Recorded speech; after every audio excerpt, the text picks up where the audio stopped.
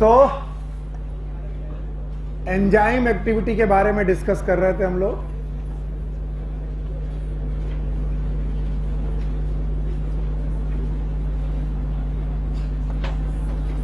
और enzyme activity को मैंने दो कॉन्टेक्स्ट में बता दिया था, एक तो टेम्परेचर और दूसरा पीएच। आज हमारे पास enzyme activity concentration of substrate पे कैसे डिपेंड करती है ये सीखना है। कंसंट्रेशन ऑफ सबस्ट्रेट,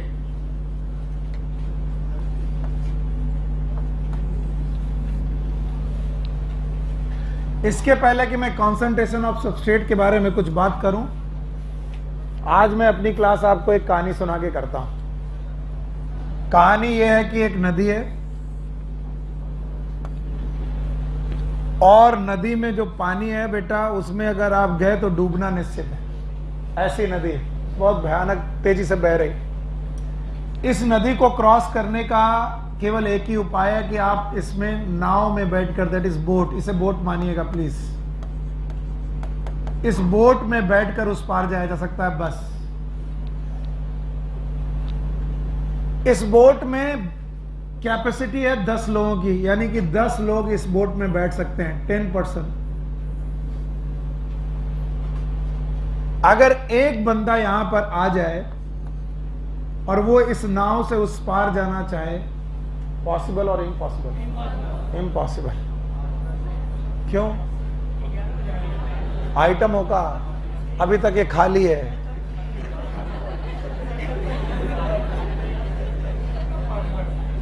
नाव अभी भरी है कि खाली है?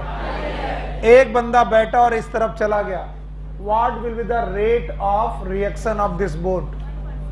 1 person per turn. 1 person. 2 अगर आते तो 2 person, एक चक्कर में कितने लोग? 2। 5 आते तो 5 person per turn। जितने लोग आते जा रहे हैं, रेट घट रहा है कि बढ़ रहा है? आर हर बार घट रहा है कि बढ़ रहा है? 10 लोग आ गए, बताओ कितने लोग पार हुए? 10% पर turn. Okay, it will be the 10% पर turn, it will be the rate. अगर बेटा 100 आ गए तो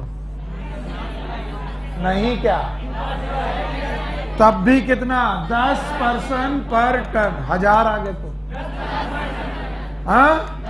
10% पर टर्न, क्योंकि इसकी मैक्सिमम लिमिट कितनी है? तो पहले आपने जितने परसेंट बढ़ाए, रेट ऑफ रिएक्शन घटा कि बढ़ा? घटा। तो जैसे जैसे लोग बढ़ते गए, लोगों के पार होने की संख्या बढ़ती गई और एक दिन आया सैचुरेशन। क्या आया? सैचुरेशन कितने में आया? 10 लोग आए, 10 लोग क्रॉस हो गए। अब लोग 11 आए, कितने क्रॉस हुए? 10। 25 आए, 100 आए। क्यों? क्योंकि नाव में केवल कितने लोगों के बैठने का? 10। पक्का? इस नाव वाले एग्जाम्पल से आप समझिए एंजाइम की active sites. These are known as active sites. और इन एक्टिव साइट पे सबस्ट्रेट आते हैं और इन सबस्ट्रेट का एक्टिव साइट पर पहुंचने पर ये प्रोडक्ट में चेंज हो जाते हैं। और अगर ये प्रोडक्ट में चेंज होने लगे तो dP/dt घटता है कि बढ़ता है?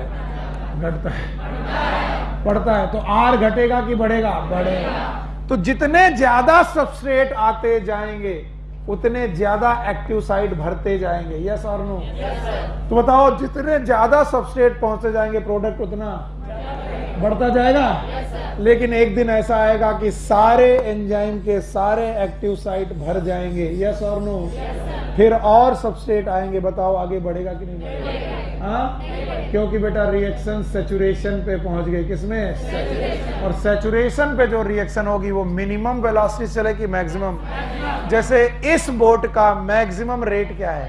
10%। जब 1 आया तो 1, 2 आए तो 2, 5 आए तो 5, 7 आए तो 7, 9 आए तो 9, 10 आए तो शुरुआत में पर्सन बढ़ते गए, रेट बढ़ता गया। फिर 10 आए तो 10, 25 आए तो 10, 16 आए तो 100 आए तो इसके बाद तुम कितना भी बढ़ाओ रेट बढ़ने वाला, क्योंकि बेटा नाव सैचुरेट हो गई। यस और नो? ऐसे ही बेटा जब एंजाइम की एक्टिव साइट सैचुरेट हो जाए उसके बाद भी तुम कंसंट्रेशन बढ़ाते जाओ, रेट ऑफ रिएक्शन बढ़ेगा कि नहीं? क्या वो कांस्टेंट हो जाएगा? कम होगा कि कांस्टेंट? और उस कांस्टेंट रेट ऑफ रिएक्शन को मैक्सिमम वेलोसिटी बोलेंगे। क्या बोलेंगे? जब मैं ऐसे पढ़ाता हूं बिल्कुल समझ में नहीं आता, पर जब मैं ग्राफ से पढ़ाता हूं तो लोग बिल्कुल उसको समझने लगते हैं कि सर समझ में आ रहा है। मैंने आपको सामने एक ग्राफ बनाना है और इस ग्राफ में एक तरफ मुझे लेना है रेट ऑफ रिएक्शन जिसकी एक मैक्सिमम वेलोसिटी हो सकती है। कल भी मैंने ऐसे पढ़ाया था, जब रेट ऑफ रिएक्शन मैक्सिमम हो जाए it is known as V max. What is V max? Maximum rate of reaction. और इस तरफ मैंने रेट ऑफ रिएक्शन लिया, इसका नाम है वाई एक्सिस, और इस तरफ मैंने एक्स एक्सिस पर लिया yes substrate concentration. Substrate concentration, और ये सबस्ट्रेट कंसंट्रेशन मोल में हो सकती है, ग्राम में हो सकती है, कुछ भी हो सकती है, वो तो आप कंसंट्रेशन अपने तरीके से मानो। जब 0 कंसंट्रेशन थी सबस्ट्रेट की तब बताओ एक्टिव साइट में सबस्ट्रेट था कि नहीं था? तो प्रोडक्ट होगा कि नहीं होगा? तो प्रोडक्ट भी क्या होगा? 0, और 0 प्रोडक्ट का मतलब रेट ऑफ रिएक्शन 0। जैसे जैसे आप सबस्ट्रेट की कंसंट्रेशन बढ़ाते जाएंगे रेट ऑफ रिएक्शन घटता जाएगा कि बढ़ता जाएगा? और एक पॉइंट पर जाकर के ये मैक्सिमम, मिनिमम की मैक्सिमम, जिस पॉइंट पे जाकर ये मैक्सिमम हो रहा है उसके बाद तुम सबस्ट्रेट कितना भी बढ़ाओ रेट ऑफ रिएक्शन बढ़ेगा कि नहीं बढ़ेगा? नहीं बढ़ेगा। सो बोलते हैं on increasing substrate concentration the rate of reaction first increases and then become constant and that the constant rate of reaction is known as V max. और जिस पॉइंट पर जाकर के ये काम हुआ है वो point of substrate concentration is known as saturation. क्या बोलेंगे? Saturation.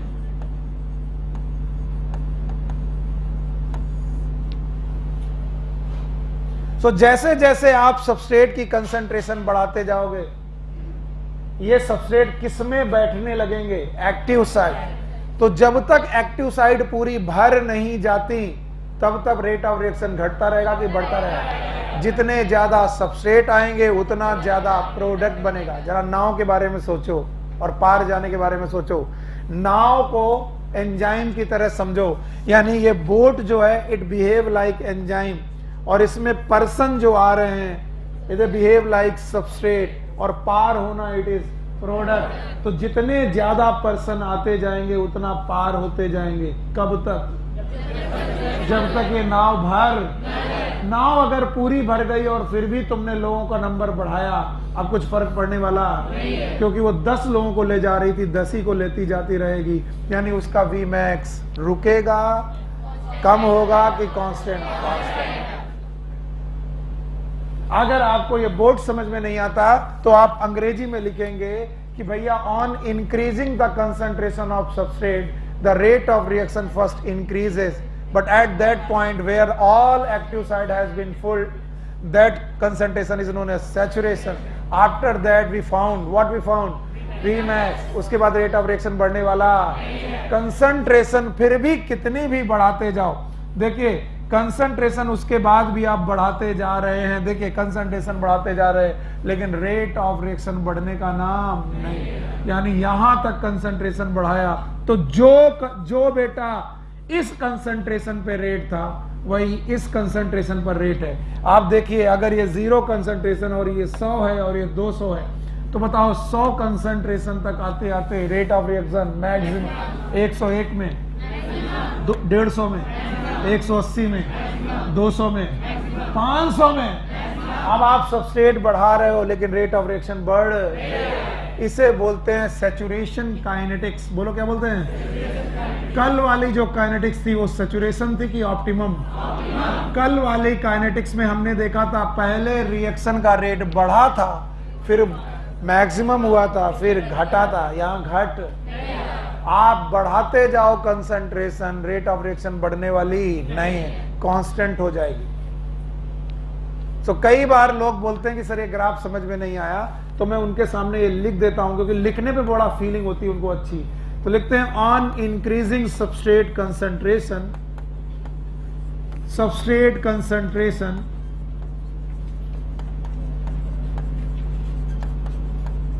at first rate of reaction increases,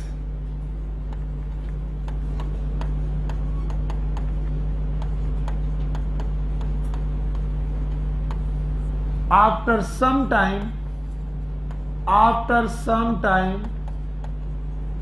it become maximum,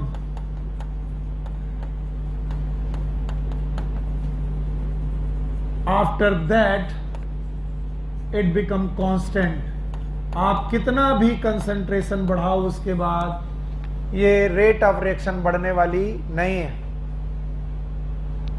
और कभी कोई पूछे कि ऐसा क्यों है तो आप उसको समझा पाएंगे।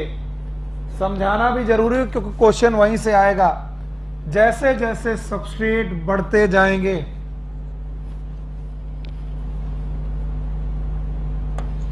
जैसे जैसे सबस्ट्रेट बढ़ते जाएंगे ये सबस्ट्रेट एक्टिव साइड को फिल करते जाएंगे और एक्टिव साइड जितनी ज्यादा फिल होती रहेंगी प्रोडक्ट उतना बनता रहेगा और एक पॉइंट ऑफ टाइम पर ऑल एक्टिव साइड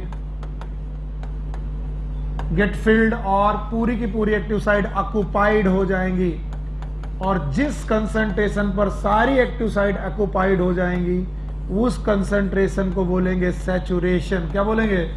अब इसके बाद रेट ऑफ रिएक्शन बढ़ने वाला नहीं है। जरा कल के ग्राफ से इसको मैच करो।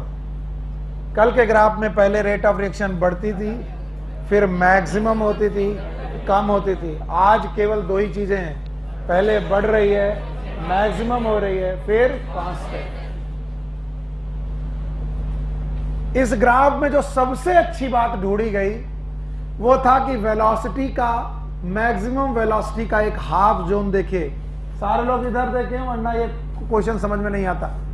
अगर यहां से लेकर यहां तक वेलोसिटी गई है तो ये वाला पॉइंट मिनिमम की मैक्सिमम, और इसका ठीक बीच वाला पॉइंट, लेट सपोज ये बीच वाला है, तो इसे हम मैक्सिमम का हाफ बोलेंगे, वी मैक्स हाफ। तो ये जो वेलोसिटी है ये मैक्सिमम वेलोसिटी है कि हाफ ऑफ द मैक्सिमम, और half of the maximum velocity से एक परपेंडिकुलर डालेंगे इस ग्राफ पर और वही पर पॉइंट से एक परपेंडिकुलर डालेंगे एक्स एक्सिस पर, और इस एक्स एक्सिस पर हमें क्या मिलता है पता ही नहीं है। अरे एक्स एक्सिस पर हमने क्या लिया है? सबस्ट्रेट कंसंट्रेशन, और वाई एक्सिस पर रेट ऑफ रिएक्शन। तो बताओ क्या इस पॉइंट पर जहां पर हम डिसेक्ट कर रहे हैं वो किस एक्सिस को डिसेक्ट कर रहे हैं? एक्स, और एक्स एक्सिस पर क्या लिया है? Substrate concentration. तो क्या कोई सबस्ट्रेट कंसंट्रेशन ऐसी भी होगी जहां पर रेट ऑफ रिएक्शन मैक्सिमम का क्या होगा? हाफ। इसी को बोलते हैं Km वैल्यू। बोलो क्या बोलते हैं? And it is very much important, बहुत ज्यादा इंपॉर्टेंट है। Km वैल्यू बहुत इंपॉर्टेंट है। बुक में केवल डायग्राम बना है इसका, लिखा कुछ नहीं। और मैं आज Km वैल्यू आपको बताने जा रहा हूं और आप इसे सही ढंग से समझेंगे। Km वैल्यू एक साइंटिस्ट ने बताई थी, उस साइंटिस्ट का नाम था Michaelis. So K for constant, M for Michaelis. कई बार इसे माइकेलिस कांस्टेंट बोलते हैं, कई बार इसे माइकेलिस मेंटन कांस्टेंट बोलते हैं। Michaelis Menten constant.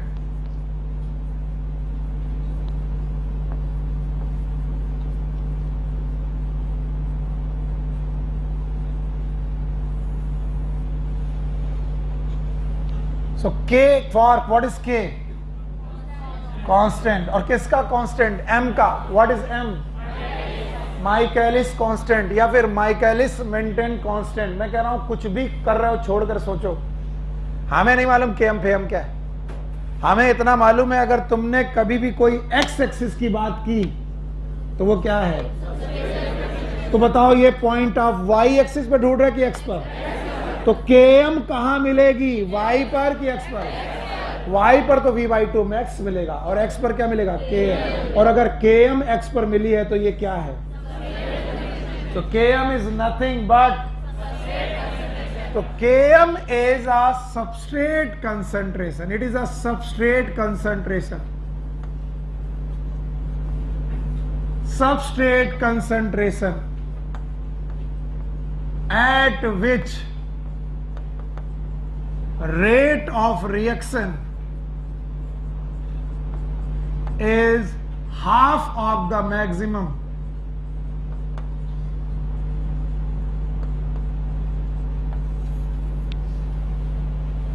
कभी मैं पूछूं व्हाट इज km वैल्यू, बता ही नहीं पाओगे, बताओगे? पहले तो पहला शब्द कहना सीखो। मुझे पूरी डेफिनेशन कोई बच्चा बताए ना बताए, अगर वो इतना बता देगा मैं उसे छोड़ दूंगा कि व्हाट इज km वैल्यू। वो क्या बोले? km वैल्यू y एक्सिस पर मिले कि x एक्सिस?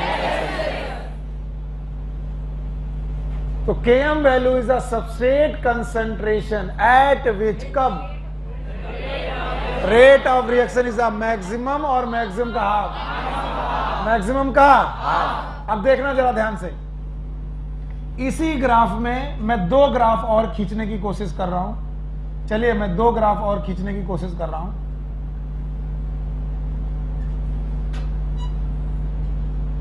सैचुरेशन, ओके, इसको, ये वाला, ये, थैंक यू वेरी मच, आपने बड़ी मदद की।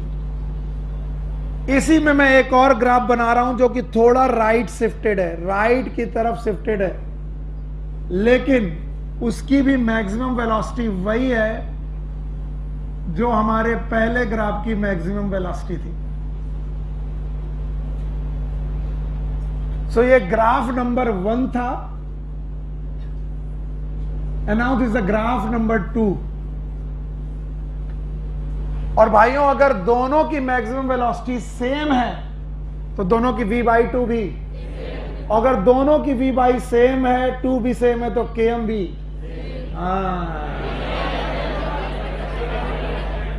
वारे मेरे बच्चे, भैया v मैक्स सेम है तो उसका आधा भी। अब हम ऐसा परपेंडिकुलर की तरफ जा रहा हूं, ये पॉइंट मिला और इस पॉइंट से परपेंडिकुलर डाला तो ये मिला, अब इस पॉइंट से परपेंडिकुलर डाला तो ये मिला। बताइए ये क्या है? हाँ, km वैल्यू। कौन सी वैल्यू? और ये km वैल्यू ग्राफ 1 की है कि 2 की? It is a substrate concentration at which the rate of reaction is half of the maximum. बताओ इन दोनों ग्राफ की मैक्सिमम वैल्यू, मैक्सिमम वेलोसिटी, लेकिन km दोनों की सेम। तो ग्राफ जितना राइट शिफ्ट होगा, सुना नहीं मैंने, km वैल्यू उतनी घटेगी कि बढ़ेगी? हाँ, चलिए एक बार और मदद करिए। अब की बार कौन सा चूज करें? रेड,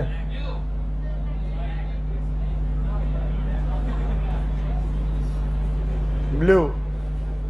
फिर से मैंने एक ग्राफ बनाया, this is known as graph number 3, और इसकी भी मैक्सिमम वेलोसिटी वही है जो बाकी वालों की मैक्सिमम वेलोसिटी थी। और अगर इसकी भी मैक्सिमम वेलोसिटी वही है तो इसकी v/2 सेम होगी, और अगर v/2 सेम होगी तो मैं परपेंडिकुलर डालूंगा। बताइए ये क्या है? km। बताइए ये km 1 है कि 3? ये km 1 की 2, और ये km पक्का?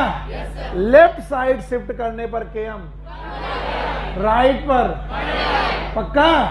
तो याद रखना km की वैल्यूज आपको बहुत अच्छी तरीके से आनी चाहिए। What is km? It is a substrate concentration at which the rate of reaction is the half of the, there may be 3 graph which have the same max value of the rate of reaction, जिनकी तीनों की rate of reaction max है, लेकिन एक उनमें right shifted है और एक लेफ्ट शिफ्टेड होने पर km वैल्यू कम होगी कि ज्यादा, और राइट होने पर ज्यादा। आपको अजीब लगेगा कि इन km वैल्यू से हमें ऐसा क्या मिल रहा, मैं अभी बताता हूं क्या मिल रहा है आपको इन km वैल्यू से। ध्यान से देखते रहिएगा, इन km वैल्यू से क्या क्या मिल रहा है वो हम लोग बात करेंगे। km value is inversely proportional to affinity towards substrate. यहां से तुम्हारा मरने का प्रोग्राम चालू। पहले इतना समझाओ फिर हम आगे बढ़ेंगे। बताओ, सबस्ट्रेट कंसंट्रेशन बढ़ाते जाएंगे तो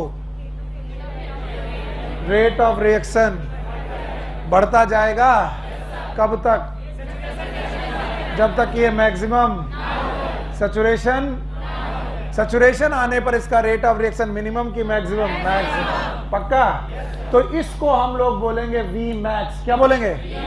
और वी मैक्स का आधा जो होगा वो is known as V by 2 max. और वहां से मैं परपेंडिकुलर डाल करके बेटा कहां जाऊंगा? Substrate concentration. मैं पूछूंगा the substrate concentration are known as Km। क्या बोलेंगे? इधर बिना देखे बताओ, व्हाट इज Km वैल्यू?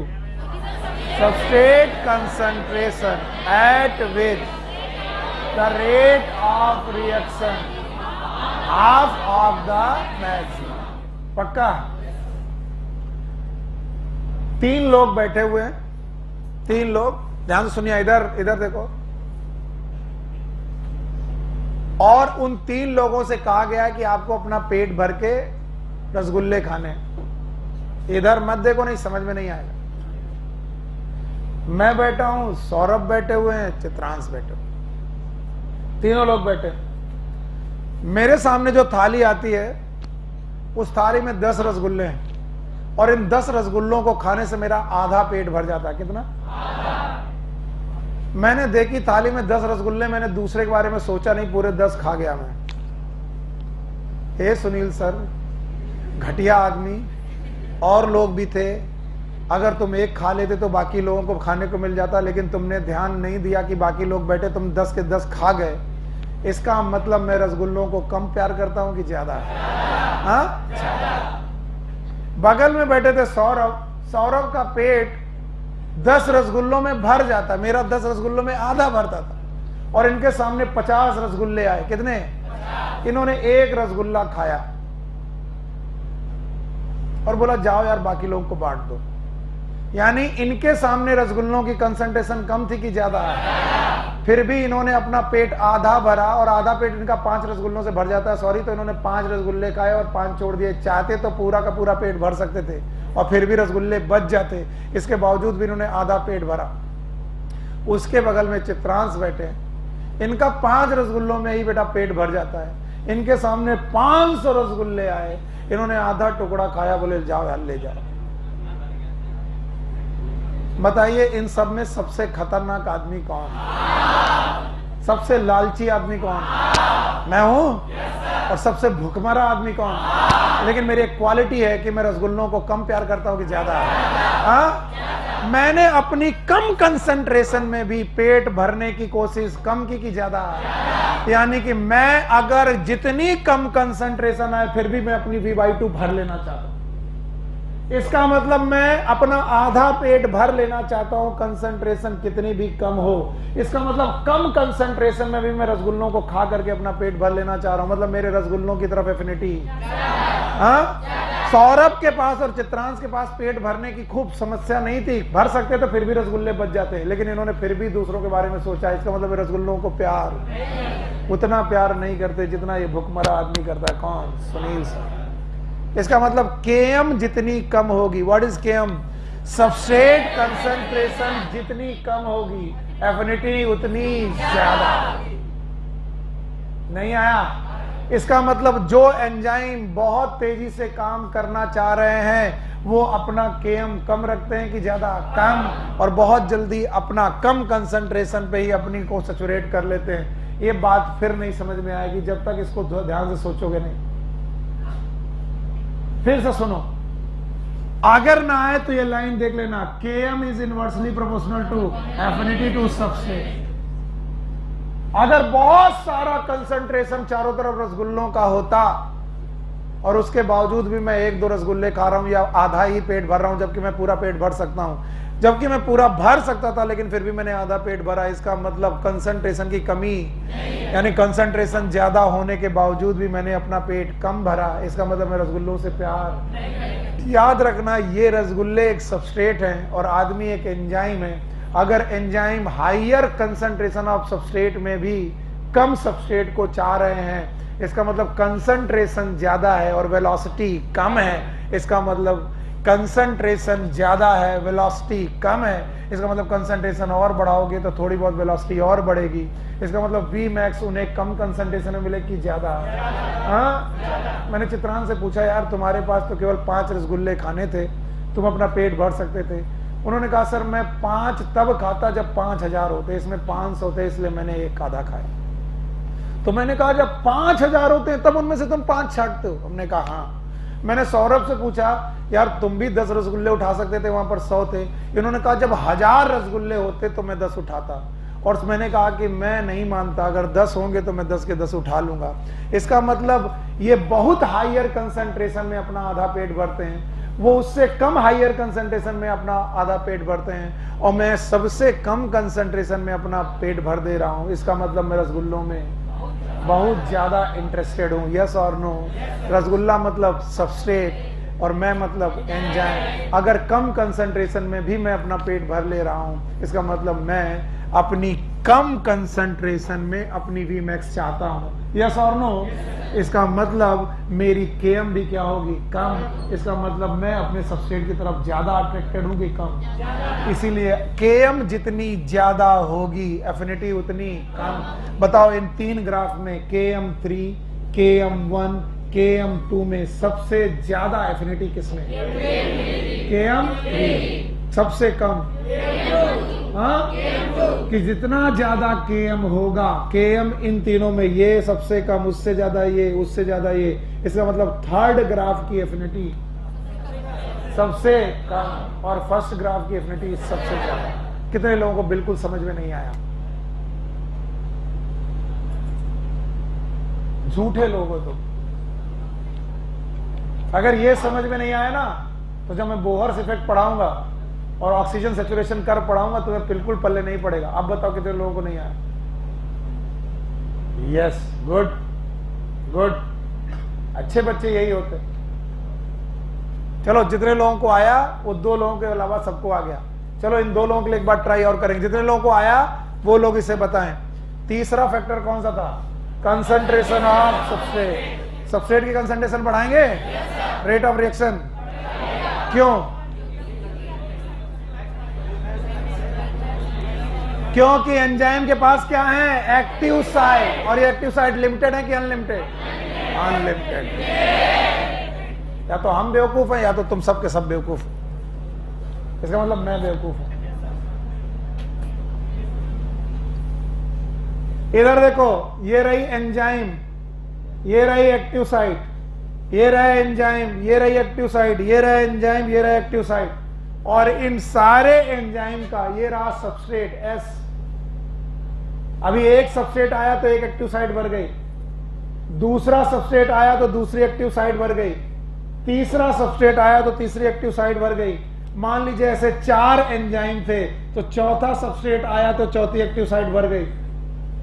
तो जब एक सबस्ट्रेट आया तो रेट ऑफ रिएक्शन थी 1 बार 1/1 सबस्ट्रेट। जब 2 था तो 2 के बराबर थी, जब 3 था तो 3 के बराबर थी, जब 4 था 4 के बराबर थी।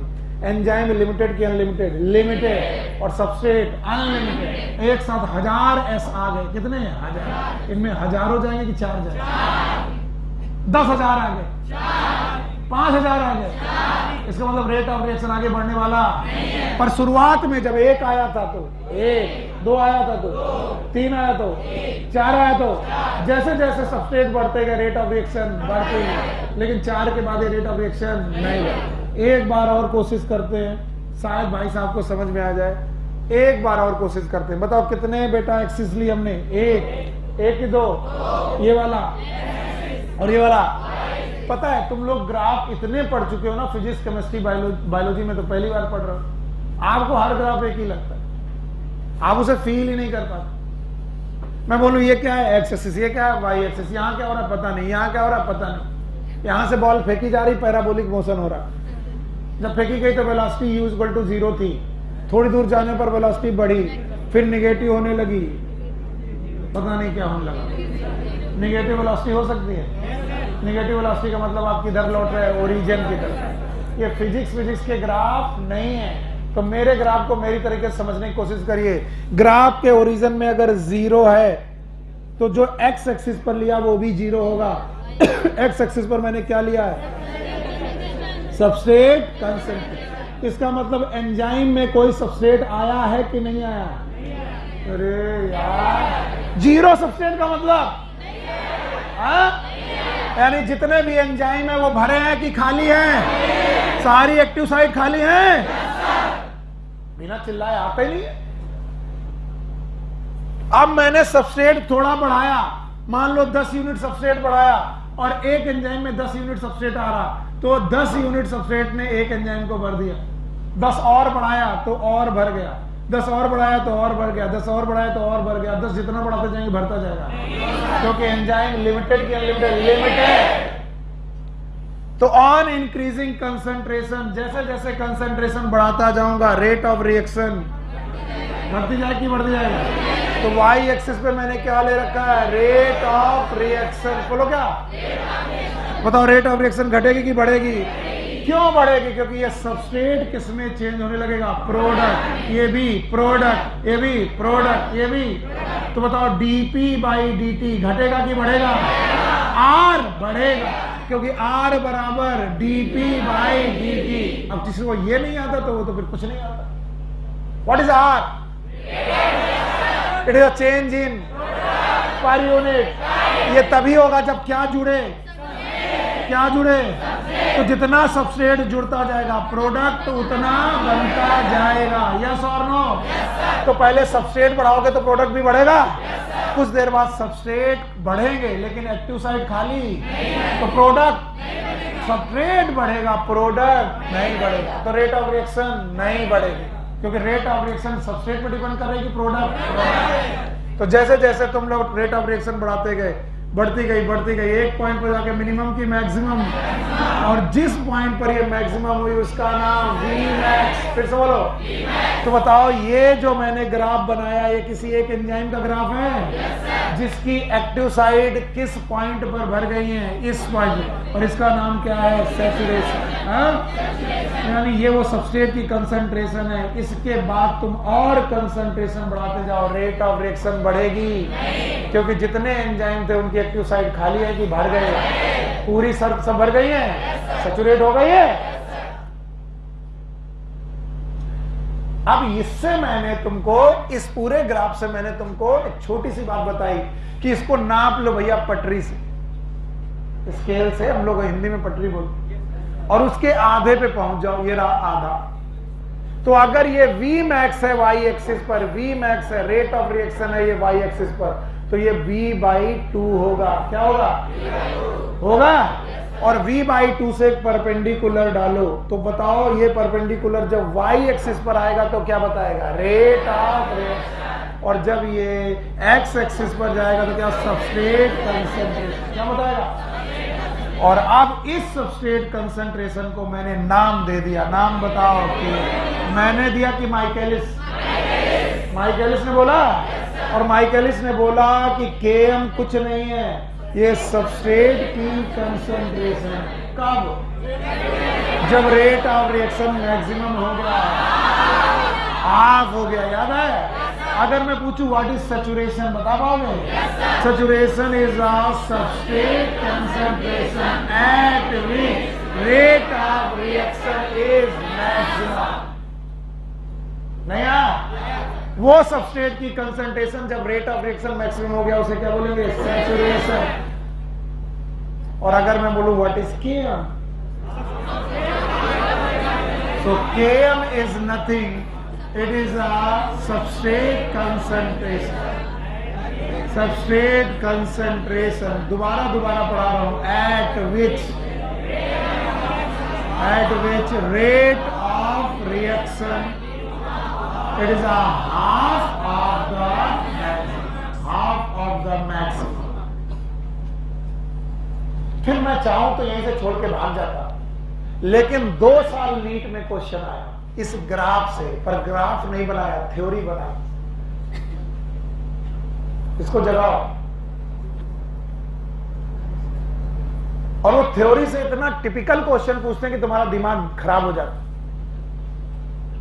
और उस वजह से मुझे ये दो ग्राफ और खींचने पड़े।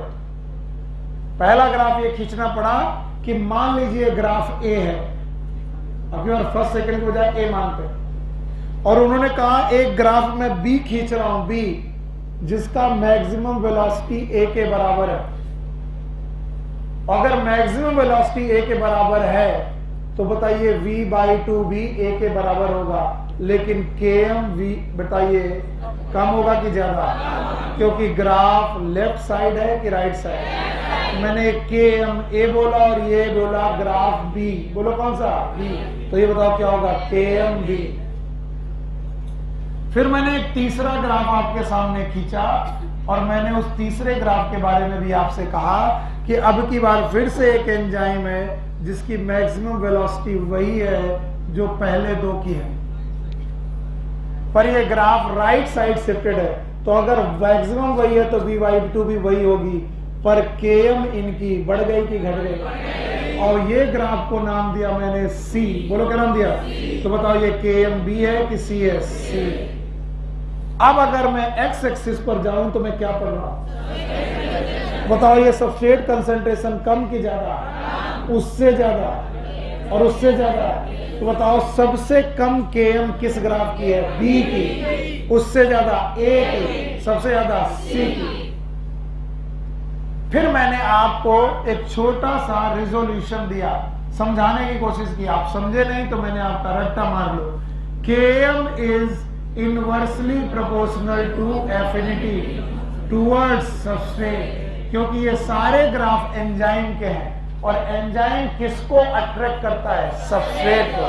तो सबस्ट्रेट को अगर वो कम कंसंट्रेशन में ही अट्रैक्ट कर लेगा, किसमें, सोचो मैं रसगुल्ले को कम होने पर भी खा जा रहा हूं, इसका मतलब मेरी एफिनिटी ज्यादा, इसका मतलब जिसकी km कम उसकी एफिनिटी ज्यादा, और जिसकी km ज्यादा उसकी एफिनिटी कम। तो इन तीनों ग्राफ में सबसे ज्यादा एफिनिटी B की, फिर A की, फिर C की, सबसे कम एफिनिटी C की, फिर A की, फिर B की। नहीं आया? अगर नहीं आया तो इसे रट्टा मार लेना, km is inversely proportional to affinity towards substrate. अगर इतना भी सीख गए तो काम बन जाएगा। अभी भैया तुम दोनों को आया, हाँ, थोड़ी मेहनत करो तो आ जाता है, बता देने पे ही आएगा, नहीं बताओगे तो घर में ऐसे चले जाओगे। अब मैं km की वैल्यू पूछ सकता हूँ, what is km, substrate concentration at which rate of reaction of the maximum, and km is inversely proportional to affinity. और अभी थोड़ी देर बाद मैं km का एप्लीकेशन आप सबसे पूछूंगा, इसलिए आप आंखें, कान, नाक, मुंह सब खोल के बैठिएगा और क्वेश्चन का जवाब दीजिएगा। हटाएं, हटा रहा हूं। इतना पढ़ा देने के बाद चौथा पॉइंट है inhibition of enzyme. Inhibition of enzyme, enzyme के एक्टिविटी को खत्म भी किया जा सकता है, इनहिबिट भी किया जा सकता है। याद करिए, हमने दो तरीके से एंजाइम की एक्टिविटी पहले ही इनहिबिट कर सकी थी, एक था डीनेचुरेशन, याद आया, और एक था preservation, high temperature, low temperature. इसके अलावा भी हम लोग एंजाइम की एक्टिविटी को इनहिबिट कर सकते हैं तीन तरीके से। बुक में केवल एक लिखा है। पहला इनहिबिशन है कॉम्पिटिटिव इनहिबिशन,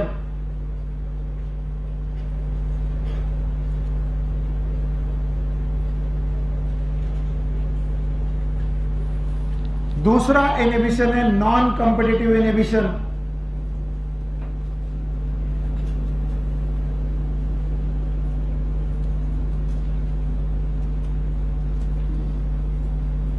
तीसरा इनहिबिशन है एलोस्टेरिक मॉड्यूलेशन। मैंने यहां इनहिबिशन नहीं लिखा है, ध्यान सुनना, मैंने लिखा है एलोस्टेरिक मॉड्यूलेशन।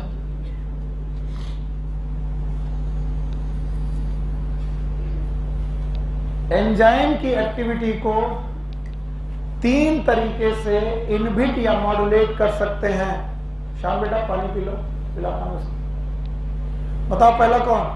कॉम्पिटिटिव इनहिबिशन, दूसरा नॉन कॉम्पिटिटिव इनहिबिशन, तीसरा एलोस्टेरिक मॉड्यूलेशन। 3 तरीके से तुम इनकी एंजाइम एक्टिविटी को मॉड्यूलेट कर सकते हो।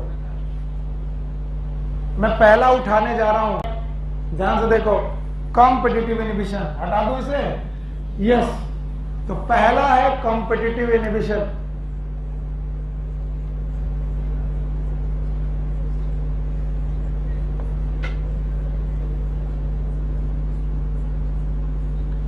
क्या आपको एमिल फिशर की लॉक एंड की हाइपोथेसिस याद है? और उस हिसाब से हर एंजाइम का सबस्ट्रेट अलग होता है कि स्पेसिफिक? जैसे एक ताले की एक ही चाबी, वैसे एक एंजाइम का एक ही सबस्ट्रेट है। होता क्या है कि कई बार एंजाइम की एक्टिव साइट पर, ध्यान सुनना, एक्टिव साइट पर अधिकार सबस्ट्रेट का है, उस पे सबस्ट्रेट आना चाहता है, लेकिन सबस्ट्रेट से मिलता जुलता एक इनहिबिटर भी है, आई। ये क्या लिखा है? और वो क्या लिखा? सबस्ट्रेट और इनहिबिटर की मॉर्फोलॉजी और द स्ट्रक्चर एक ही जैसा है। मॉर्फोलॉजी या फिर स्ट्रक्चर एक ही जैसा है। याद रखना, सबस्ट्रेट भी इस जगह आना चाहता है और इनहिबिटर भी इस जगह आना चाहता है। हक सबस्ट्रेट का है, लेकिन इस जगह पर इनहिबिटर आकर के बैठ गया। अगर इनहिबिटर आकर बैठ गया तो एंजाइम कंफ्यूज है, क्योंकि एंजाइम तो लॉक एंड की हाइपोथेसिस फॉलो करता है। कौन सा? यानी इसमें वही चाबी आई कि दूसरी? वही आई। वो चाबी आती तो क्या होता? सबस्ट्रेट। बताओ ये ताला खुलेगा कि नहीं? बताओ यहां पर कोई रिएक्शन होगी कि नहीं होगी? बताओ। लेकिन ये जगह भर गई तो कौन नहीं आ पाएगा? सबस्ट्रेट। बताओ इस सबस्ट्रेट का एक्शन हुआ कि इनहिबिट हो गया? इनहिबिट हो गया। फिर से देखो, इसी चीज को मैं एग्जाम्पल के साथ बताता हूं। एंजाइम का नाम है succinate dehydrogenase. Enzyme is succinate dehydrogenase. जब से मैं पढ़ रहा हूं और पढ़ा रहा हूं, तब से ये एग्जाम्पल कभी बदला नहीं है। मेरे समय पर भी यही एग्जाम्पल पढ़ाते थे, उनके पहले भी यही बताते थे। एंजाइम का नाम, इस सक्सिनेट डिहाइड्रोजिनेज पे सक्सिनेट नाम का सबस्ट्रेट प्रोसीड करता है। अगर सक्सिनेट यहां लग जाए तो इससे फ्यूमेरेट बन के बाहर आता है। फ्यूमेरेट यानी सक्सिनेट एक सबस्ट्रेट है और फ्यूमेरेट एक प्रोडक्ट है।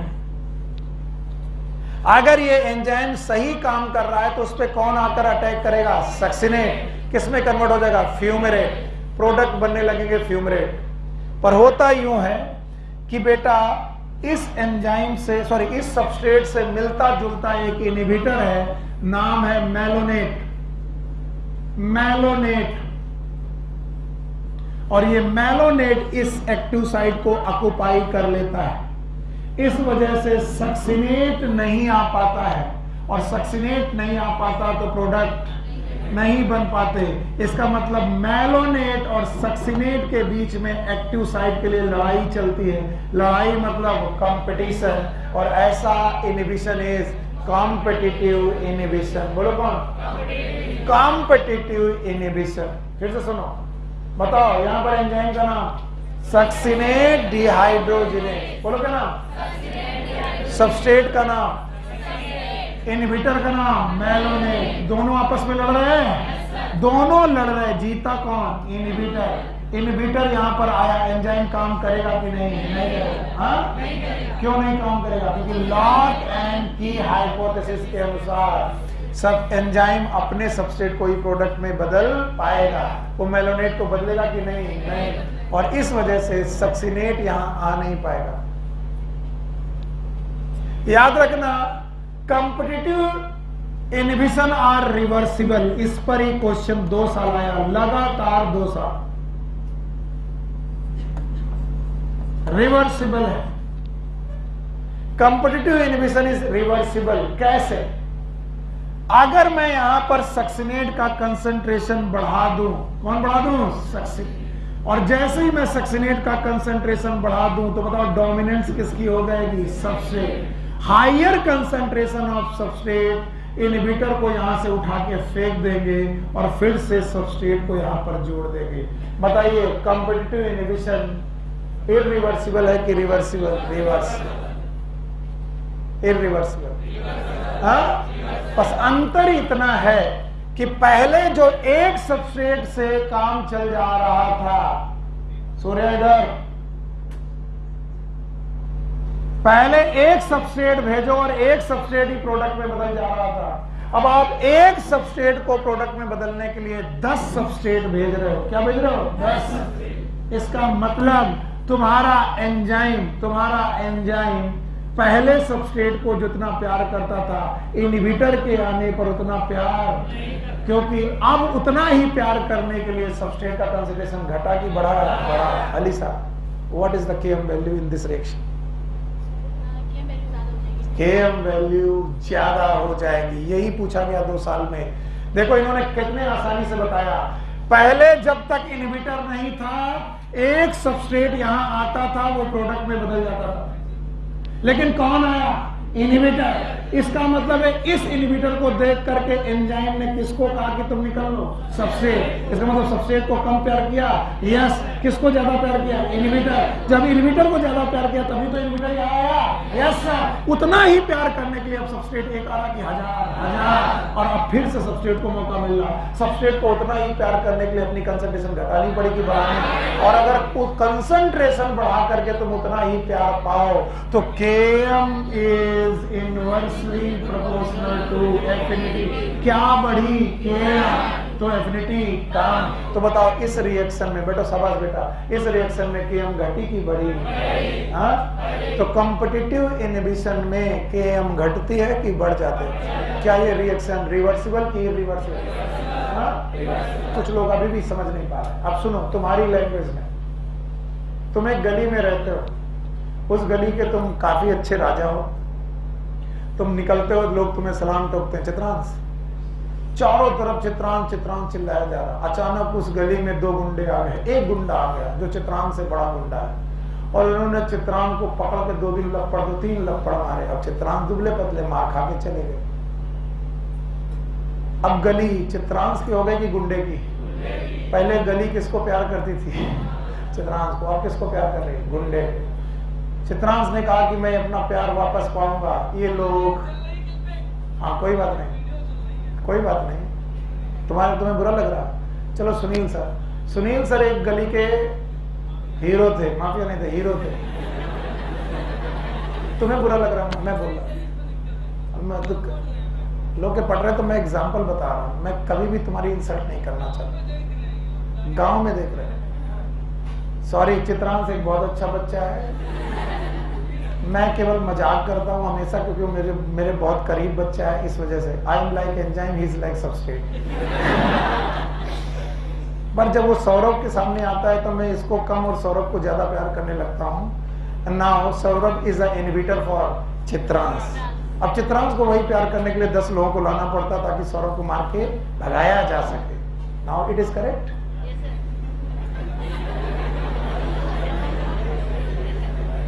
तुम हमको पढ़ाना सिखाओगे? अगली बार से तुम्हारा नाम ही नहीं लेंगे। अरे हटो, छोड़ो, आज तुमने बिल्कुल बस दुखी कर दिया। बताओ, जैसे जैसे मैं कहानी केवल सुनाना चाह रहा था कि जैसे जैसे एंजाइम के बारे में सोचोगे, एंजाइम पहले सबस्ट्रेट को ज्यादा लाइक करता था, लेकिन किसके आने पर? इनहिबिटर के आने पर एंजाइम किसको लाइक करने लगा? हाँ, इनहिबिटर। तो किसको कम लाइक करने लगा? सबस्ट्रेट। इसका मतलब सबस्ट्रेट की तरफ उसकी दिलचस्पी कम है। इसका मतलब वही दिलचस्पी पाने के लिए सबस्ट्रेट को अपना कंसंट्रेशन बढ़ाना पड़े, और अगर बढ़ाना पड़ा तो ग्राफ लेफ्ट शिफ्ट होगा कि राइट, और राइट शिफ्ट हुआ तो Km बढ़ जाएगा। ये काम हीमोग्लोबिन के साथ देखने लायक है। जब वो ऑक्सीजन को प्यार करता है और कार्बन मोनोऑक्साइड को भी प्यार करता है, लेकिन कार्बन मोनोऑक्साइड को वो 250 गुना ज्यादा प्यार करता है किसे? ऑक्सीजन। ऑक्सीजन भी है, CO भी है। अगर दोनों की कंसंट्रेशन अपनी ऑप्टिमम वैल्यू पर है तो बताओ हीमोग्लोबिन किसको प्रीफर करेगा? CO को। अब अगर CO यहां लग गया तो हीमोग्लोबिन ब्लॉक हो गई, बताओ ऑक्सीजन ट्रेवल करेगी कि नहीं?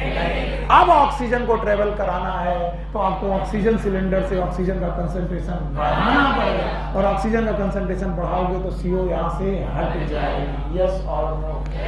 इसका मतलब है, इसमें चित्रांश का कोई मतलब नहीं है, सौरभ का कोई मतलब नहीं, सबस्ट्रेट और इनहिबिटर का। इनहिबिटर के आने पर एंजाइम किसे लाइक करने लगा? इनहिबिटर को। किसे कम लाइक करने लगा? सबस्ट्रेट को। इसका मतलब सबस्ट्रेट को वही लाइक पाने के लिए अपनी कंसंट्रेशन घटानी पड़ेगी, बढ़ानी। ग्राफ पहले ऐसा था, अब ऐसा। मैक्स वही है, V मैक्स वही है, लेकिन बताओ V/2 मैक्स वही है, लेकिन Km घटी बढ़ गया। इसका मतलब ग्राफ लेफ्ट शिफ्ट हुआ कि राइट शिफ्ट हुआ, तो एफिनिटी कम हुई। यस और नो? बताओ कॉम्पिटिटिव इनहिबिशन में बताओ Km घटती है कि बढ़ती है? और कभी भूल जाना, कभी तो आप बोलना जिसको कंपटीशन जीतना है उसे ज्यादा किलोमीटर दौड़ने पड़ेंगे। कितने? ये रट्टा है, ये एक्चुअली रट्टा है, मैं रट्टा नहीं कराना चाहता हूँ। What is kilometre? Km। हाँ, तो बताओ कॉम्पिटिटिव इनहिबिशन में Km घटती है कि बढ़ जाती है? और ये क्वेश्चन 2 साल पूछा गया, 2 साल।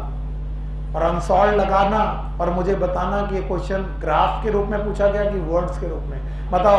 बताओ competitive inhibition can be irreversible और रिवर्सिबल?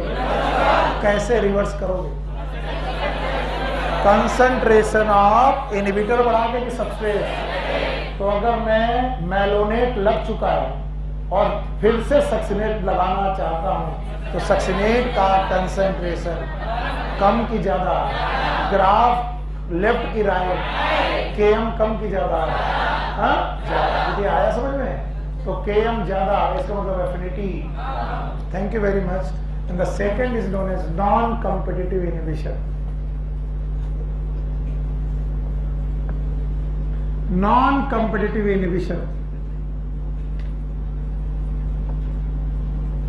कॉम्पिटिटिव इनहिबिशन में किस चीज का कंपटीशन था? पता नहीं। किस चीज का? Active site. एक्टिव साइट पर 2 लोग लड़ रहे थे, एक सबस्ट्रेट और एक कौन? पक्का? Now the non competitive inhibition. ये बड़े अजीब है। बोलते हैं सर जी आपके पास एक एंजाइम है, एंजाइम की अपनी एक्टिव साइट है और इस एक्टिव साइट से हमें कोई लेना देना नहीं, इस एक्टिव साइट पे सबस्ट्रेट ही अटैच हो गया, लेकिन एक इनहिबिटर आया और वो किसी और जगह पर अटैच हो गया जो एक्टिव साइट नहीं है, और इस इनहिबिटर ने एंजाइम का ही बेटा कॉन्फ़िगरेशन बदल दिया। तो बताओ एंजाइम और सबस्ट्रेट में कंपटीशन है कि नहीं है? नहीं है। इसका मतलब इसके बावजूद भी एंजाइम रुका, चल रहा है कि रुक गया है? तो बताओ ये इनहिबिशन कॉम्पिटिटिव के नाम का। And the non competitive inhibition are irreversible. अब तुम कितने भी सबस्ट्रेट कंसंट्रेशन बढ़ा दो, सबस्ट्रेट को तो जगह मिल ही रही थी। आप अगर साइनाइड खा लो, क्या फिर तुम्हें हम कितनी भी ऑक्सीजन डालें कोई फर्क? क्योंकि ऑक्सीजन को तुमने रिप्लेस किया ही नहीं है, साइनाइड किसी और जगह जाकर एंजाइम को ब्लॉक कर चुका है। कॉम्पिटिटिव की नॉन कॉम्पिटिटिव? रिवर्सिबल की इरिवर्सिबल? हाँ, इसका मतलब रिएक्शन चल रही कि रुक गई? रुक गई। आपकी बुक में इरिवर्सिबल सॉरी नॉन कॉम्पिटिटिव नहीं है, बुक में कौन है? कॉम्पिटिटिव। और एंजाइम का नाम सक्सिनेट डिहाइड्रोजिनेज। कैसे बोलो? सबस्ट्रेट का नाम सक्सिनिक एसिड, और बेटा उसके इनहिबिटर का नाम है। पक्का? बताओ इन दोनों में कौन सा रिवर्सिबल था? कॉम्पिटिटिव। किसमें Km बढ़ती थी? कॉम्पिटिटिव। हाँ, कौन इरिवर्सिबल? हाँ, थैंक यू वेरी मच। हटा रहा हूं इसे। Now the third is allosteric modulation.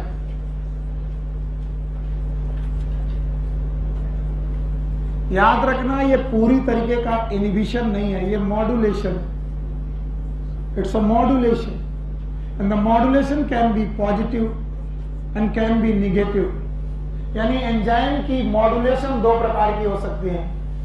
Enzyme ज्यादा काम करने लगे तो इसी मॉड्यूलेटर का नाम स्टिमुलेटर हो सकता है, यानी उसने एंजाइम की एक्टिविटी को बढ़ा दिया। और अगर एंजाइम कम काम करने लगे तो उसी मॉड्यूलेटर का नाम इनहिबिटर हो सकता है। कुछ लोगों को पल्ले ही नहीं पड़ रहा कि सर बताना क्या चाह रहे हैं, इसलिए ध्यान से सुनना। एलो का मतलब होता है डिफरेंट, स्टीरिक का मतलब होता है 3D site, 3D site, 3 dimensional एक और साइट है, एक डिफरेंट साइट है other than active site. So there are some enzyme, not all the enzyme, they have active site.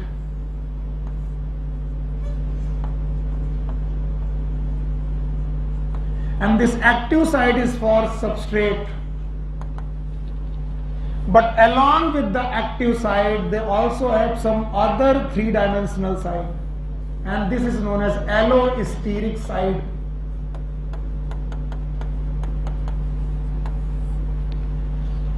Active site पर सबस्ट्रेट आकर अटैच हो गया, हमें कोई डर नहीं है। और एलोस्टेरिक साइट पर मॉड्यूलेटर आकर अटैच हुआ, मॉड्यूलेटर M।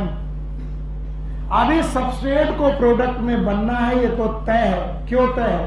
क्योंकि बेटा सबस्ट्रेट अपनी जगह पर आया, जगह का नाम एक्टिव साइट। अब ये मॉड्यूलेटर अगर पॉजिटिव हुआ, बोलो क्या, तो बताओ सबस्ट्रेट प्रोडक्ट में तेजी से बदलने लगेगा। मतलब ये मॉड्यूलेटर किसका काम करेगा, स्टिमुलेटर। और अगर ये मॉड्यूलेटर निगेटिव हुआ, कैसा, तो बताओ सबस्ट्रेट से प्रोडक्ट बदलने की अभिक्रिया फास्ट हो जाएगी, slow, and this will known as inhibitor. तो बताओ एलोस्टेरिक मॉड्यूलेशन हमेशा इनहिबिटर होते हैं कि दो प्रकार के, ये बढ़ा भी सकते हैं, घटा। कई बार लोग इसे नॉन कॉम्पिटिटिव इनहिबिशन से रिलेट करते हैं। देखना, नॉन कॉम्पिटिटिव रिलेशन में एक्टिव साइट थी, एलोस्टेरिक साइट, और इनहिबिटर कहीं भी जाकर अटैच होगा। और यहां पर एक्टिव साइट के अलावा एक पर्टिकुलर और साइट होती है जिसपे कौन आता है, M। What is M? अगर मॉड्यूलेटर पॉजिटिव है तो रिएक्शन तो बढ़ ही रही थी और बढ़ जाएगी, और अगर मॉड्यूलेटर निगेटिव है तो रिएक्शन बढ़ रही थी, वो बढ़ेगी, घट जाएगी। तो बताओ कितने प्रकार के इनहिबिटर? हाँ, बोलो, कॉम्पिटिटिव, नॉन कॉम्पिटिटिव, एलोस्टेरिक। इनमें से कौन एक रिवर्सिबल है, हाँ? और कौन इररिवर्सिबल है, नॉन। कौन मॉड्यूलेटर है, एलोस्टेरिक मॉड्यूलेशन। बोलो क्या है, एलोस्टेरिक। हटा दें। बताओ एंजाइम के इनहिबिशन कितने प्रकार से? 3। आप बुक में 3 दिए गए कि एक? कौन सा? क्या तुम उस एंजाइम का नाम बता पाओगे? नाम बताओ। Succinate dehydrate. सबस्ट्रेट का नाम बता पाओगे? सक्सिनेट। उससे बनने वाले प्रोडक्ट का नाम बता पाओगे? हाँ, फ्यूमिरेट। उसको इनहिबिट कौन करेगा? मेलोनेट। मेलोनेट की प्रेजेंस में एंजाइम किसको प्रेफर करेगा? मेलोनेट। मैंने पढ़ाया नहीं पर पूछ रहा हूं, क्या किसी को रुबिस्को याद है? 2 लोग हैं, एक CO2 और ऑक्सीजन, याद है? ऑक्सीजन ज्यादा होने लगती है तो रुबिस्को में ऑक्सीजन जुड़ती है कि CO2? किसे हटा दिया था? CO2। और अगर CO2 ज्यादा होती है तो CO2 जुड़ती है ऑक्सीजन। क्या वहां पर कंपटीशन है? ठीक वैसे ही कंपटीशन यहां पर है। कौन सा एंजाइम? Succinate dehydrate. आया? कौन सा रिवर्सिबल? Km घटेगी कि बढ़ेगी? क्या वही रिएक्शन पाने के लिए कंसंट्रेशन घटाना पड़ेगा कि बढ़ाना? बढ़ाना पड़ेगा। और इतना पढ़ने के बाद there is one of the last topic of the enzyme, it is known as classification.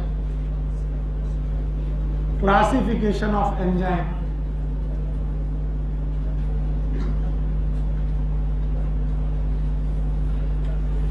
याद रखना, सुनना तो है ही नहीं तुम्हें, तो मैं चिल्लाते रहूंगा। जैसे आप केमिकल कंपाउंड का IUPAC नाम सीखते हैं, जैसे आप बायोलॉजी में बाइनोमियल नॉमेनक्लेचर सीखते हैं, क्या नाम, वैसे ही एंजाइम के भी नाम दिए गए हैं और उनकी एक किताब है, nomenclature of the enzyme and there classification.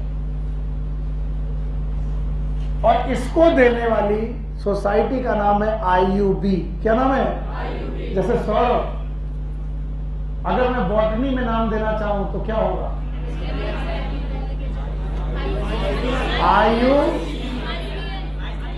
IUCBN, याद है? International code of botanical nomenclature. और जूलॉजी में नाम देना, इंटरनेशनल कोड ऑफ। ऐसे अगर मैं एंजाइम का नाम देना चाहूं तो एक सोसाइटी है IUB, it is international union of biochemistry. International union of biochemistry.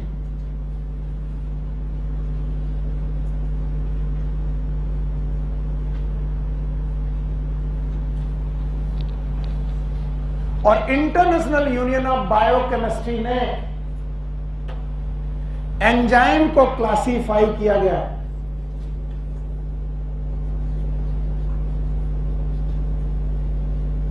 और एंजाइम क्लासिफिकेशन करते वक्त उन्होंने इनको 4 पार्ट में बांटा है। ध्यान से सुनिएगा, गड़बड़ बिल्कुल तय है और एनसीईआरटी से बाहर नहीं पढ़ा रहा हूं, पहले बता दे रहा हूं। एंजाइम को उन्होंने क्लासेस में बांटा है और टोटल 6 क्लासेस में बांटा है।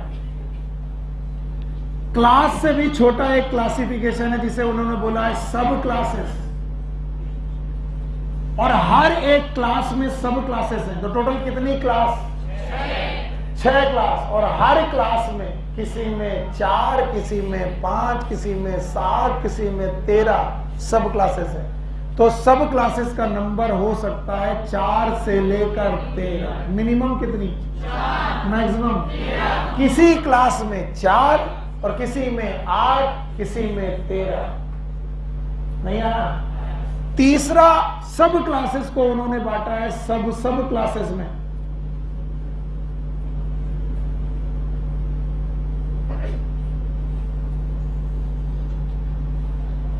और हर सब क्लासेस में सब क्लासेस में पर्टिकुलर एंजाइम रखे गए।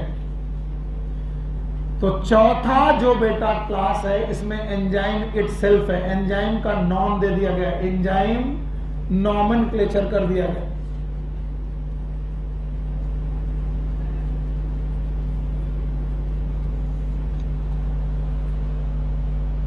तो IUB ने पहले एंजाइम को 6 बड़े क्लासेस में बांटा। कितने? फिर हर क्लास को, फिर हर सब क्लास को, और उस सब क्लास के अंदर क्या भरा है? क्या भरा है? चॉकलेट भरी है। क्या भरे? एंजाइम। और उनका क्या दिया है? नॉमेनक्लेचर। एनसीईआरटी ने इन दोनों के बारे में बात की है, इनकी बात नहीं की, मैं हटा देता हूं। एनसीईआरटी घर में जाके पढ़ना तो बोला उन्होंने कितनी क्लासेस पढ़ी हैं? 6, और सब क्लासेस 4 से लेकर 13। पर सब क्लासेस का नाम उन्होंने बताया नहीं है, उन्होंने केवल किसका नाम बताया? क्लासेस। और क्लासेस का एक सीक्वेंस है। Everyone right it down. सारे लोग यही लिखेंगे और कुछ नहीं लिखेंगे, बाकी जो तुम्हें फॉर्मूला आता है अपने घर में रखना। पहला क्लास उन्होंने रखा है O, दूसरा क्लास उन्होंने रखा है T, तीसरा क्लास रखा उन्होंने हाई, चौथा क्लास उन्होंने रखा है ली, पांचवा क्लास उन्होंने लिखा है I, और छठा क्लास उन्होंने रखा है L। OT में, सुनो इधर, ऐसे याद करना, OT ऑपरेशन थिएटर में हाईली इल लोग जाते हैं। बस इल की डेफिनेशन में एक L कम है। बोलो क्या लिखोगे? OT हाईली इल। फिर से बोलो। ओटी हाईली इल। तो बताओ ओटी मतलब ऑपरेशन थिएटर, निमोनिक से याद करने का तरीका बताओ। ऑपरेशन थिएटर में नॉर्मल इल लोग जाते हैं कि हाईली इल लोग जाते हैं। अब O for is oxidoreductase, oxidoreductase. T for transferase,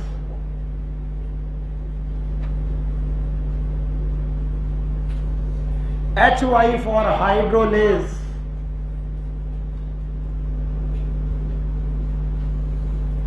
LY for lyase, I for isomerase,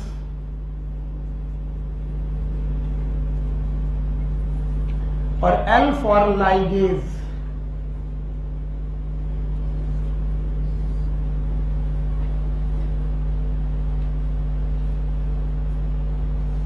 OT highly ill, oxidoreductase, और इनका यही सीक्वेंस है। मैं कभी पूछूं what is the name of class 3, पता नहीं, बोलो कौन? हाइड्रोलेज। तो मैं पूछूं all the digestive enzyme belong to class 1 2 3 4, भूल गए। All the digestive enzyme are hydrolytic, भूल गए बेटा, याद है? तो बताओ सारे के सारे लाइसोसोम का एंजाइम का क्लास है, नहीं आया। बताओ O for oxidoreductase, T for transferase, HY for hydrolase, LY lyase. अब इनका थोड़ा थोड़ा शॉर्ट डिस्क्रिप्शन, थोड़ा डिस्क्रिप्शन लेते जाओ। ऑक्साइडो रिडक्टेज वो एंजाइम है जो रिडॉक्स रिएक्शन में हिस्सा लेते हैं, रिडॉक्स। और रिडॉक्स रिएक्शन तुम्हें अच्छी तरीके से आनी चाहिए। या तो वो किसी पदार्थ का ऑक्सीडेशन करेंगे या तो उसका रिडक्शन। आपको मालूम है ऑक्सीडेशन का मतलब हाइड्रोजनेशन की डिहाइड्रोजनेशन, डिहाइड्रोजनेशन। तो डिहाइड्रोजनेशन करने वाले लोग भी ऑक्सीडेज ही माने जाएंगे। वो सारे एंजाइम जो ऑक्सीडेशन और रिडक्शन रिएक्शन में इन्वॉल्व है, these are known as redox enzyme, और उनका ग्रुप होगा पहला, जैसे कि कैटालेज, जैसे कि परऑक्साइडेज। ये दोनों एंजाइम ऑक्साइडो रिडक्टेज हैं। ट्रांसफरेज वो एंजाइम है जो किसी एक सबस्ट्रेट का कोई एक ग्रुप दूसरे सबस्ट्रेट के साथ ट्रांसफर कर दें। S और S डैश, इधर देखते जाओ, यही एनसीईआरटी में लिखा, S के साथ एक ग्रुप जुड़ा है, S डैश के साथ जुड़ा नहीं है।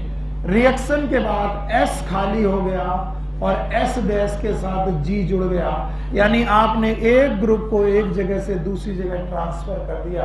That is known as transferase. आप लोगों ने हेक्सोकाइनेज का नाम सुना होगा। ये ग्लूकोज पे ग्लूकोज 6 फॉस्फेट बना देता है, ग्लूकोज पर वो फॉस्फेट ग्रुप को ट्रांसफर कर देता है, ग्लूकोज 6 फॉस्फेट। मैं आपको ये ग्लाइकोलिसिस में पढ़ाऊंगा। हेक्सोकाइनेज, सॉरी हेक्सोकाइनेज ये एंजाइम एक ट्रांसफरेज एंजाइम है। Hydrolase, they break bond in presence of water. Breaking of bond in presence of water। all digestive enzyme, किसी का भी नाम लो, बस डाइजेस्टिव एंजाइम होना चाहिए, वो हाइड्रोलिटिक है। बताओ lipase, protease, hydrolase. Lyase, they break the bond without water. Breaking of bond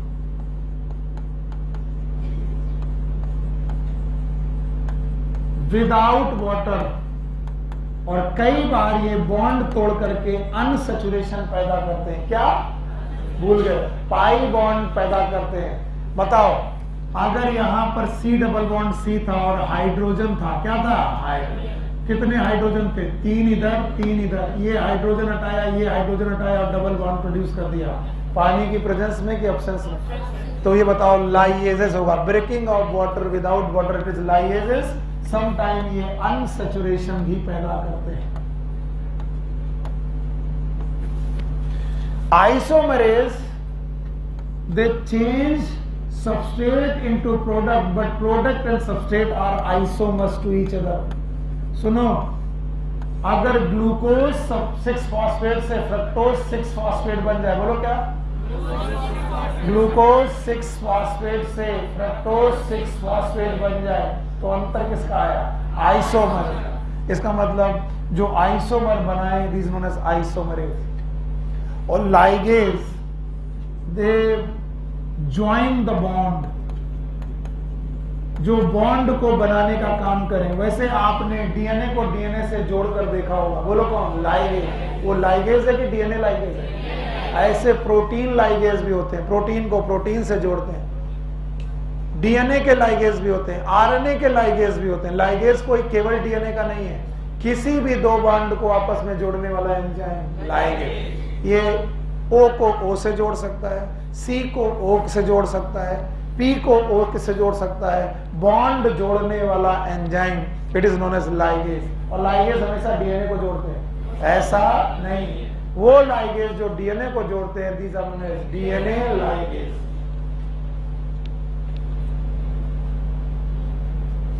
बताओ mnemonics. OT highly ill, O for oxidoreductase, T for transferase, hydrolase, isomerase, ligase. पक्का? हटा दें? हाँ। अब इसमें क्या है, बुक में यही जो लिखा मैंने बुक वाला उतार दिया। अब घर में बुक भी मत पढ़ना, हटाएं। तुम्हें निमोनिक्स आना चाहिए। OT हाइलील, O for, P for और HY for hydrolase, LY for I for isomerase, L for ligase. अब ध्यान सुनो,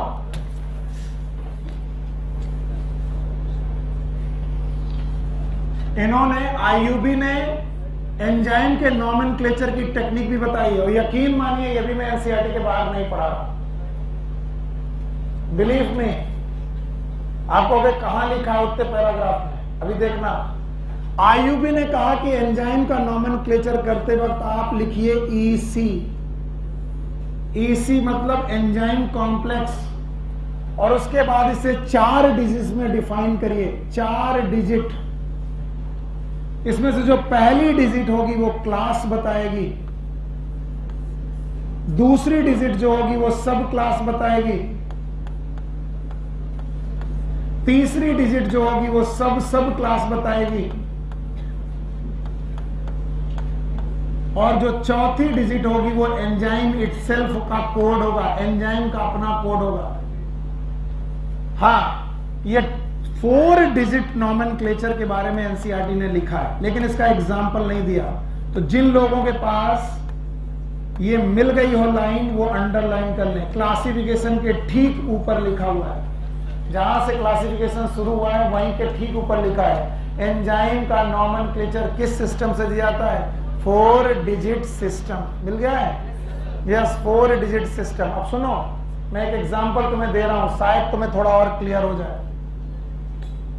जैसे कि मैंने एक एंजाइम लिखा 2711, इससे क्या मतलब हुआ? ये जो भी एंजाइम है उसका क्लास कौन सा है? हाँ, सब क्लास कौन सा है? 7वां। सब क्लास कौन सा है? पहला। और एंजाइम का कोड क्या है? 1। यकीन मानिए ये ट्रांसफरेज ही होगा। क्या होगा? क्यों ट्रांसफरेज क्यों होगा? मैंने क्यों बोला? क्योंकि OT में T इज सेकेंड, ट्रांसफरेज ही है। यकीन मानिए इस एंजाइम का नाम हेक्सोकाइनेज है। अगर कभी आईयूबी की ये डिक्शनरी आपको देखने को मिल जाए तो 2711 लिखिएगा और आपको उसके आगे हेक्सोकाइनेज लिखा हुआ मिलेगा। हेक्सोकाइनेज ट्रांसफरेज ग्रुप का है। मैं ये सब सिखाना नहीं चाहता, लेकिन बुक ने लिख दिया है इनका नॉमेनक्लेचर कितने सिस्टम में। अच्छा, अब सुनना, देखना मैं क्वेश्चन बना रहा हूं जिसके बारे में तुमको हवा ही नहीं, अभी बना रहा हूं, अभी का। इधर देखो, for lipase which of the following is correct. एक मिनट रुको, मैं 4 ऑप्शन दे रहा हूं। Following is correct. Yes, A 2711, B 4221, C 31 and something हमें मालूम नहीं क्या, पर 33 something, and D is 6 something। कैसे मालूम? You having no knowledge, but you having the knowledge of class। ये क्लास ट्रांसफर, ये लाइनेज, और बेटा लाइपेज ना तो ट्रांसफरेज है, ना तो क्या आंसर होगा? नहीं आया। मैं बोल रहा हूं एंजाइम का नॉमेनक्लेचर उनके 4 डिजिट सिस्टम से होता है। ये बात मैं पढ़ा रहा हूं कि एनसीईआरटी, पर मैं उसे एक्सप्लेन कर रहा हूं और वो बात अंडरलाइन कर लेना। And now the last topic of the chapter, it is cofactor।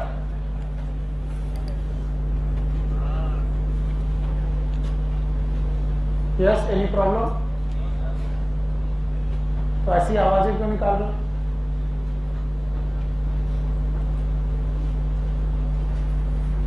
the cofactor,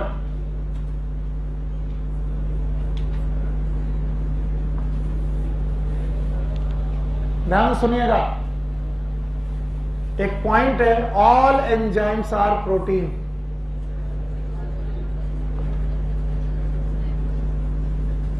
केवल एक एक्सेप्शन है, बोलो कौन?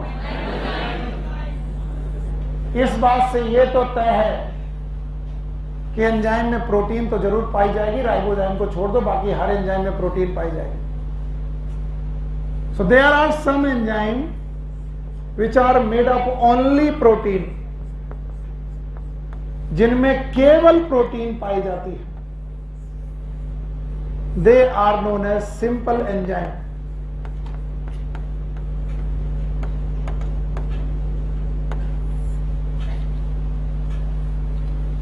but meanwhile there are some enzyme which have protein, क्योंकि प्रोटीन तो हर एंजाइम में मिलेगा ही मिलेगा।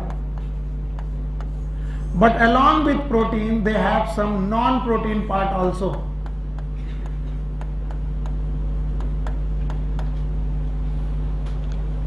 आप किस प्रेशर सिचुएशन में क्लास को पढ़ रहे हैं मुझे नहीं मालूम।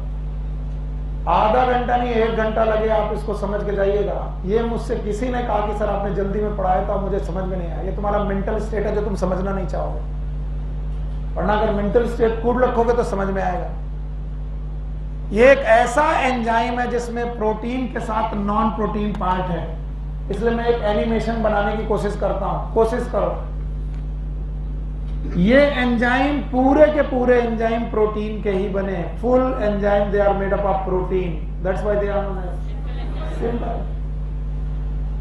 बट ये ऐसे एंजाइम है जिनमें प्रोटीन पार्ट तो है ही,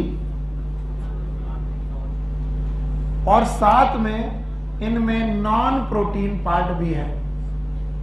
एंजाइम एक ही है, ये भी एक ही एंजाइम है, लेकिन इस एंजाइम में पूरा पार्ट और इसमें प्रोटीन के साथ।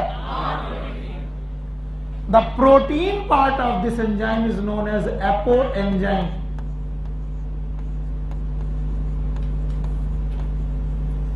समटाइम डिनोटेड एज एपोई, ऐसे डिनोट किया जाता है।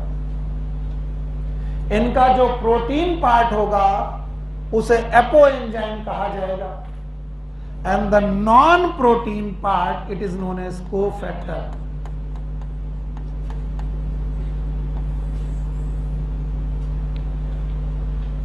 और ऐसे सारे एंजाइम जिनमें प्रोटीन और नॉन प्रोटीन दोनों मिलती हैं, वो सिंपल तो नहीं हो सकते, कतई नहीं हो सकते, क्योंकि सिंपल होने के लिए क्या चाहिए? केवल प्रोटीन। और यहां प्रोटीन के साथ, and that's why these enzyme are also known as complex enzyme.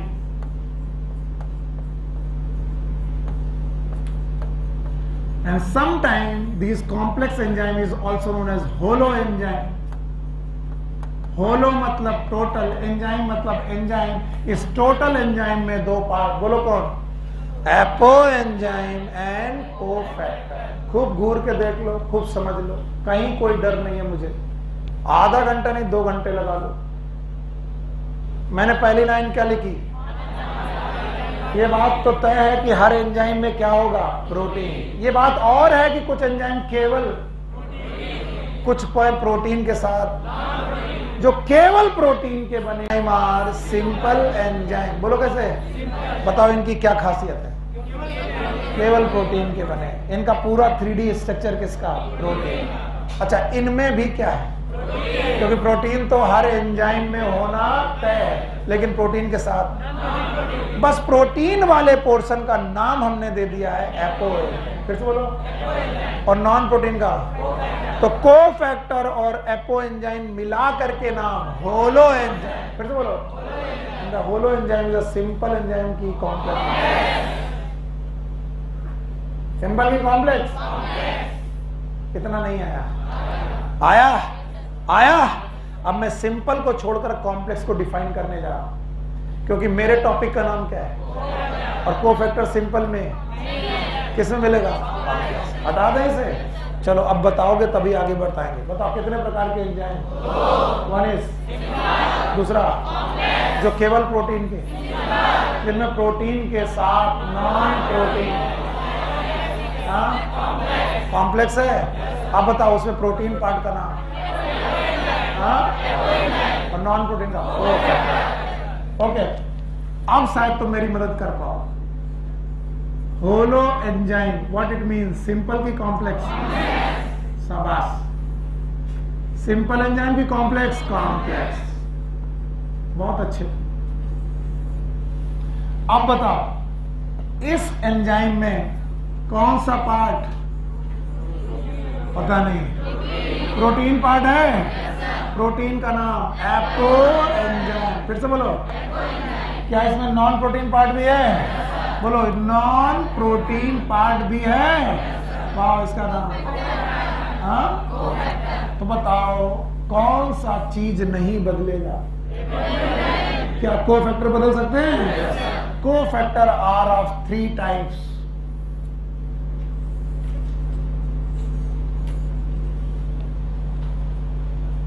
बहुत ध्यान से सुनते रहना। If cofactor is organic,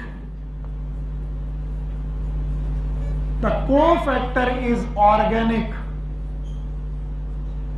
and permanently attached with apo enzyme. Permanently attached with apo enzyme. Then this condition is known as prosthetic group.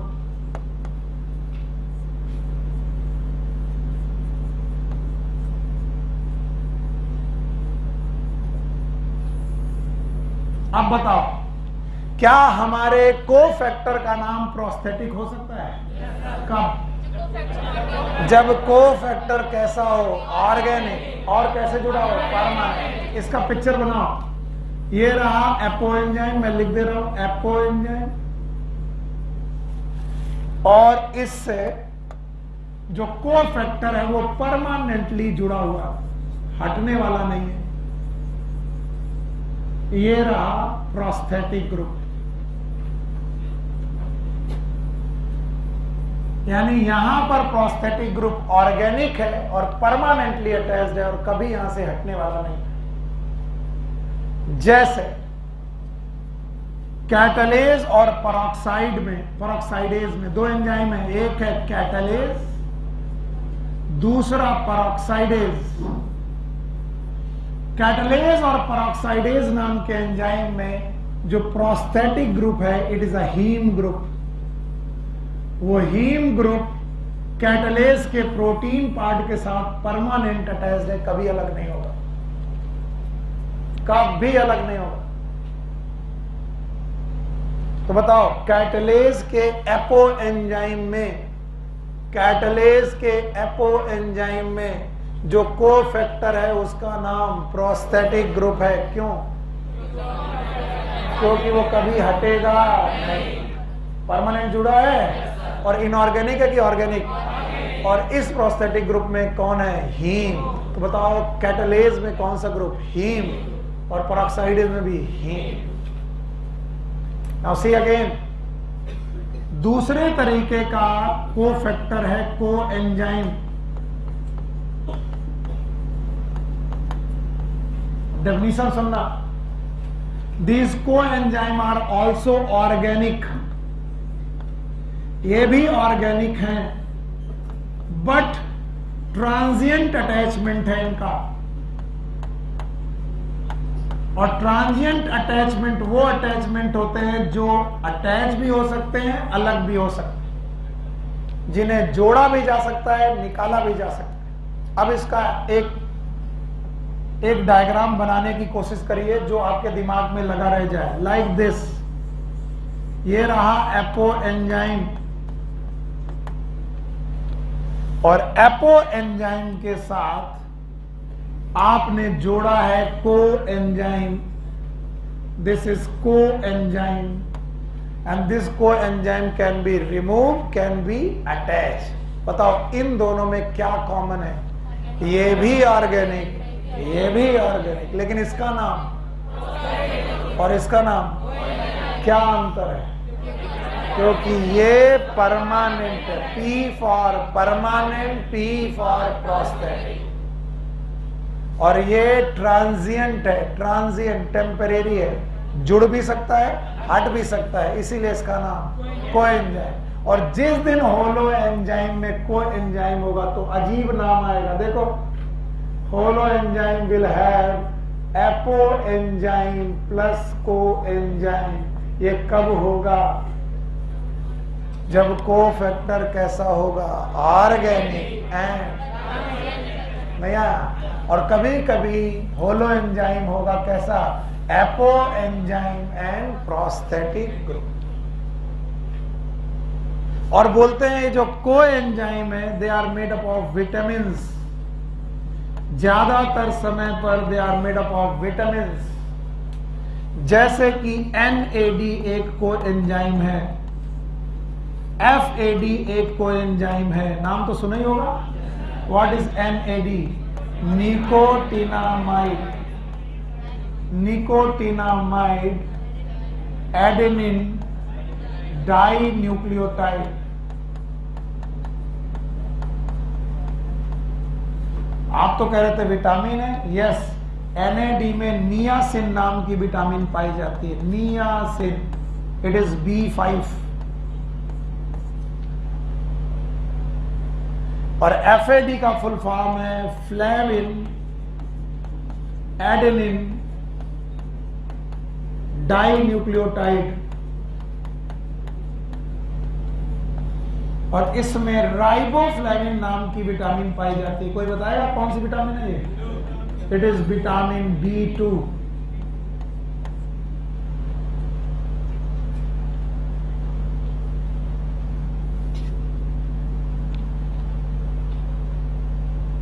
अब बताओ coenzyme permanent attach है कि transient?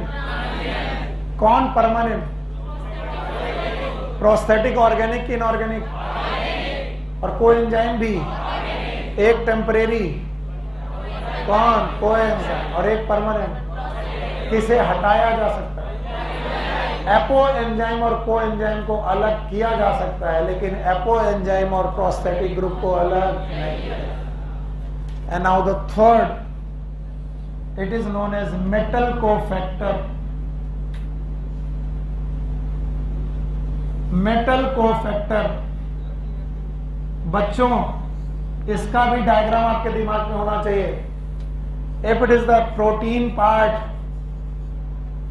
part is always apo enzyme, और इस apo enzyme में अगर metal आकर के जुड़ जाए, most of the time this metal is covalent bond, sorry coordinate bond. कौन से बॉन्ड? तो कई बार मेटल इनमें कोऑर्डिनेट बॉन्ड के साथ आकर के जुड़ जाते हैं। अब बताओ कोऑर्डिनेट टेम्परेरी होता है कि परमानेंट?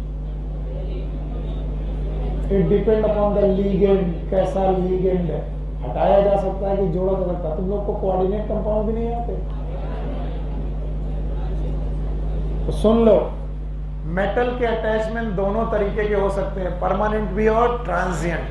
ठीक, इनमें से एक एंजाइम इन्होंने दिया है कार्बोक्सी पेप्टाइडेज,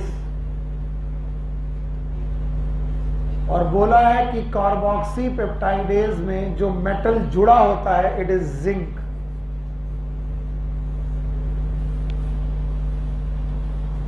जिंक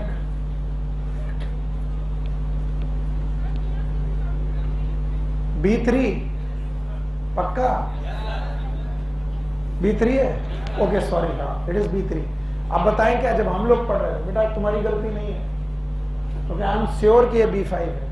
इसके नाम बहुत रिसेंटली बदले हैं, मैं ऑनलाइन बोल रहा हूँ। हमारे सामने पर नियासिन को B5 मानते थे, आजकल B3 मानते हैं, क्योंकि B5 का दूसरा नाम हो चुका है पेंटोथेनिक एसिड। तुम गलत नहीं हो, पर पुरानी एनसीईआरटी अगर तुम खोल के देखोगे तो आज भी वहां पर नियासिन के आगे B5 लिखा होगा। सो ये रीसेंट क्लासिफिकेशन है जो बदले हैं, दैट्स वाई मुझसे गलती हो गई। आगे सुनो, what is niacin? B3। What is B5? Pantothenic acid. Sorry,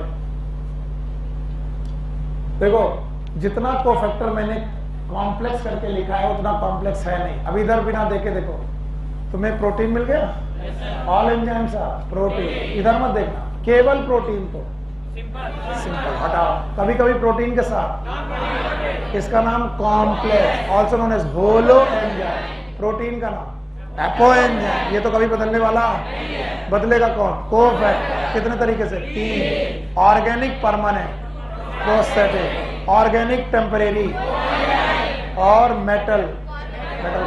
पक्का? तो बताओ, अगर प्रोस्थेटिक है तो ऑर्गेनिक की इनऑर्गेनिक? ऑर्गेनिक। टेम्परेरी की परमानेंट? क्या कोई ग्रुप याद है? नाम बताओ। Heme group. किसमें? कैटालेज और पेरोक्साइड। क्या आपको कोएंजाइम याद है? Most of the coenzyme they are made up of vitamins, जैसे NAD, FAD, कोएंजाइम A नाम सुना होगा, थियामिन पायरोफॉस्फेट। आपकी बुक में 2 ही है तो मैं 2 ही बोल रहा हूँ। NAD का full form nicotinamide adenine dinucleotide. इनमें क्या है? नियासिन। और what is FAD? Flavin adenine dinucleotide. कौन B3? नियासिन। और कौन B2? पक्का? और लास्ट में कौन? Metal cofactor. और एक एंजाइम का नाम बताओ। Carboxy peptidase. ये प्रोटीन को डाइजेस्ट करने वाला एंजाइम है, पर इसमें क्या पाया जाता है? जिंक। तो इतिश्री द्वितीय अध्याय बोले Vrindavan Bihari. Take care, good luck, bye.